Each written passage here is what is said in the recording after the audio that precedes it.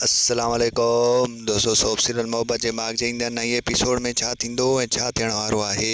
हिन जी तफ़सीलात ॼाणण लाइ जेकॾहिं अभी चैनल ते नवां आहियो त महिरबानी करे असांजे चैनल खे सब्सक्राइब कंदा जीअं हर ईंदड़ नई ख़बर जल्द खां जल्द तव्हां ॿाहिरनि ताईं मुहैया थी सघे।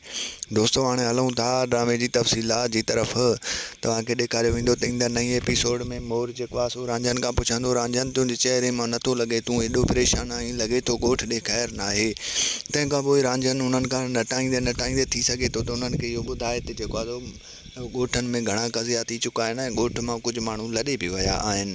ऐं होॾो वरी तव्हांखे ॿुधाईंदा हलूं त जेको आहे मुजेरी ईंदड़ नई एपिसोड में कचहरी कोर्ट ईंदो ऐं हिकु नए फ़ैसिले जो आगाज़ कंदो ऐं ॻोठ वारनि खे चवंदो त जेको मां फ़ैसिलो कयां तव्हां सभिनी खे दिलि सां जेको आहे सो मञिणो पवंदो। तंहिंखां पोइ ॻोठ वारा चवंदासीं त हा मुजेरी, असां दिलि सां मञींदासीं। तंहिंखां पोइ हू पंहिंजो फ़ैसिलो ॾींदो।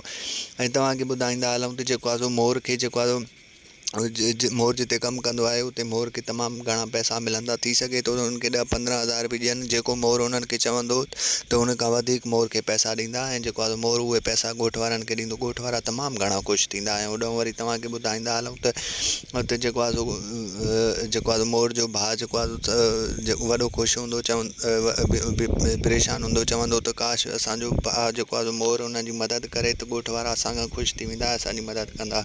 हक़ीक़त इहा आहे त मोर जेको कमु कयो आहे इन ते सभई ख़ुशि थी विया आहिनि ऐं जेको आहे मोर उन्हनि जी तमामु घणी मदद कंदो। ऐं वरी तव्हांखे ॿुधाईंदा हलूं त जेको आहे माई वधाई ईंदड़ नई एपिसोड में वीचारी ॾाढी परेशान हूंदी, चवंदी मुंहिंजी माउ हिते हुजे हा ऐं मुंहिंजो भाउ हिते हुजे हा त जेको आहे हुनजी शादी थी वञे हा, मां पंहिंजनि हथनि सां हुनखे मेहंदी लाहियां हा। वीचारी जा जेके बि अरमान हुया उहे दिलि में रहिजी विया ऐं हुनजी माउ वीचारी लाॾाणो करे वई। दोस्तों मूंखे मुंहिंजो रिपोर्ट कीअं लॻो कमेंट में पंहिंजो राय ॾींदा वठंदासीं। जल्द मिलंदासीं नए वीडियो में। रखंदा पंहिंजो ख़्यालु, ॾींदा इजाज़त। अल्लाह हाफ़िज़।